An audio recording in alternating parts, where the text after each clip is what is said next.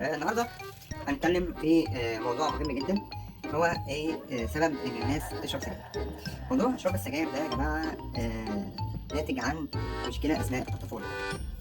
الطفل لما بيجي يرضع وهو صغير بيبقى ليه فتره سنه سنتين يخلص رضاعه كده.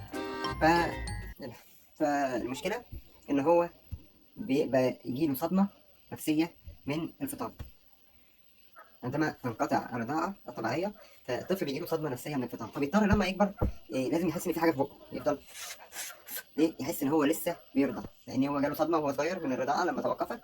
فلما بيكبر بيبقى عنده ذا شوك اوف ذا كونسنتر، يعني ايه الصدمة من توقف الرضاعة، فبيفضل دايما عايز يحس إن في حاجة لسه في بقه، زي يفضل يشرب سيجارة متخيل إن هو لسه بيرضع.